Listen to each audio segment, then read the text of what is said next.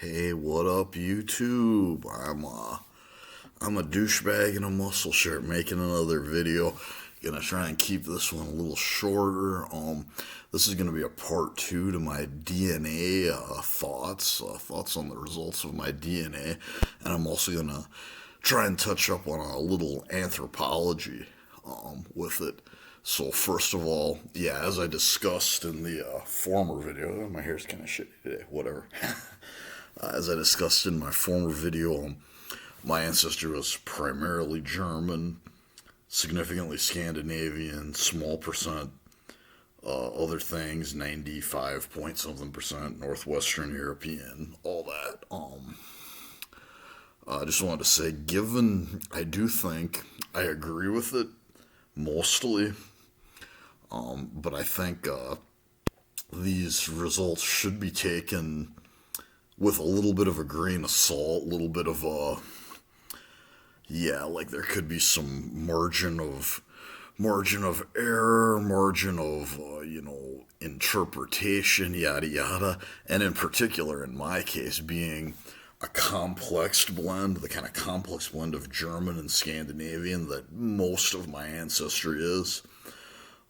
In as much as those two peoples are closely related, basically Germanic peoples who have mixed with ancient Celtic peoples for thousands of years, Northwestern Europe, similar. I do think that there might be some conflation, confusion. Basically, I think my Scandinavian percent is probably a little higher than what it says, but that said, I agree that it's probably in the ballpark due to the fact that me and most of my family on both sides are mostly brunettes.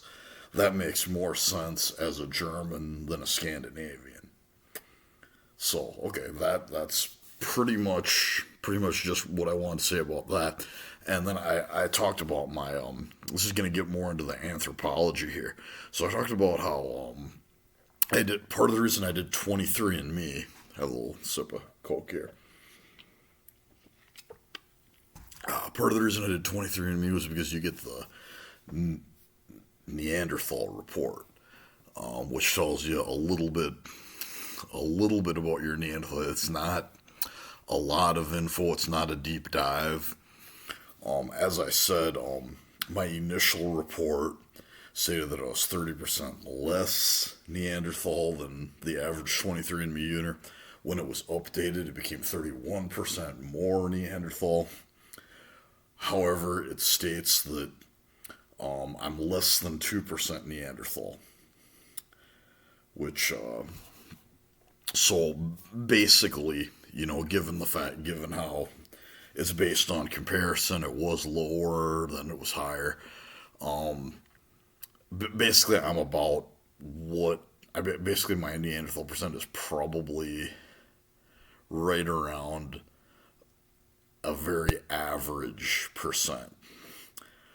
Now, I have heard that the average person is actually more than 2%, so maybe it's lower than average, but there are different ways that the data is calculated.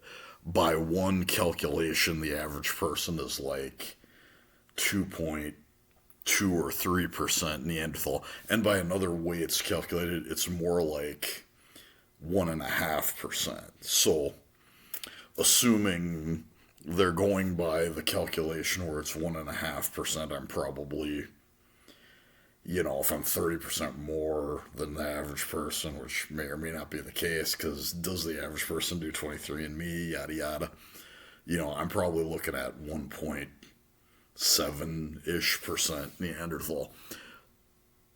But if taken on the other calculation, it's probably over 2%, probably less than 2.6, something like that.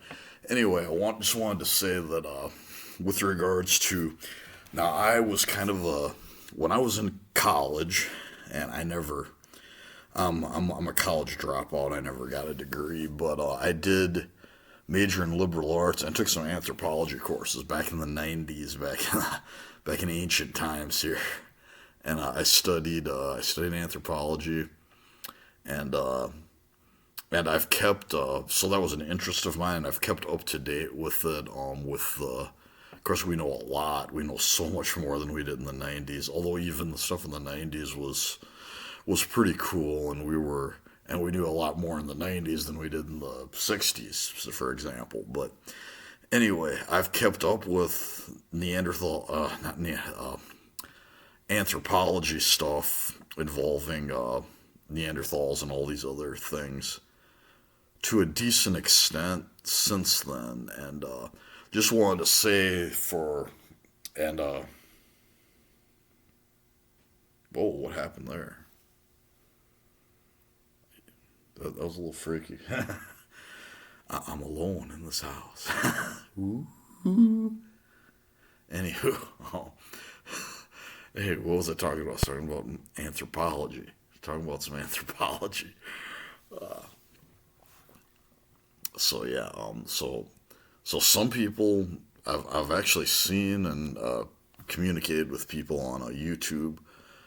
People saying that they're like 5% Neanderthal, 4% plus Neanderthal, and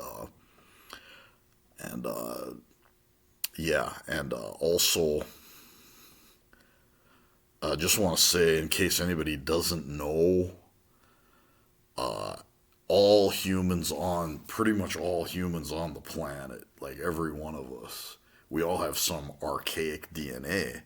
It's not always Neanderthal. Sometimes it's Denisovan. Sometimes it's archaic DNA that has not been identified. People from Africa usually have less than 1% Neanderthal DNA, but they have a similar amount of generally archaic DNA as other people in the world. And they did. There's just this. Want to make sure we understand this is not all African people, but they did tests on this one tribe in a specific region, and there was some guy who was like 19% archaic something, but they don't know what it is.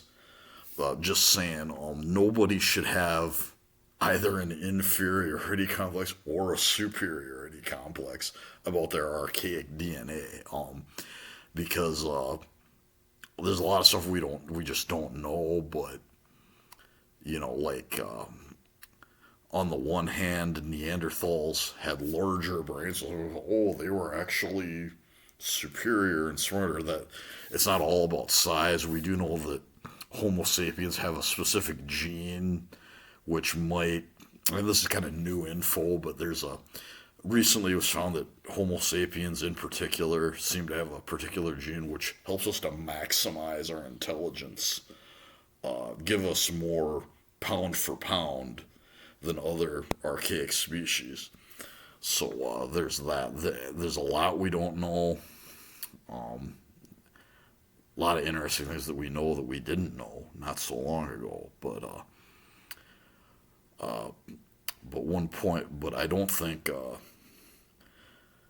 people should have any kind of discriminatory. Oh, I have more Neanderthal, that makes me smarter or dumber.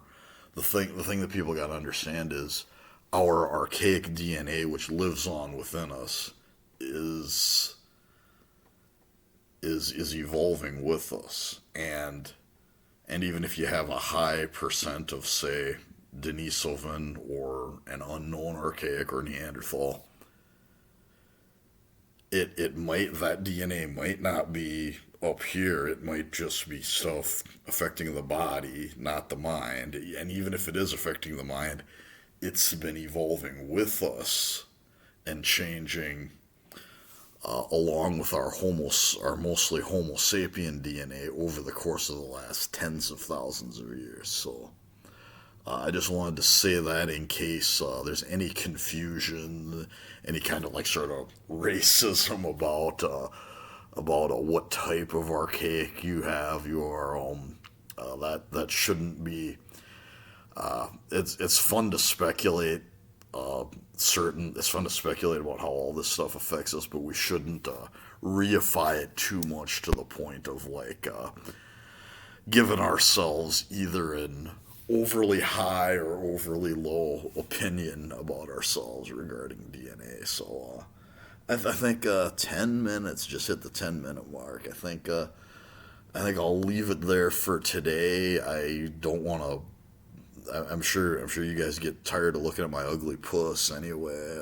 But I hope you find some of my stuff interesting or relatable or whatever. Trying to do this YouTube thing a little more often, see if I can't get a small following or something. So anyway, I think I'll leave it there. If anybody actually hears this, thanks for listening. Say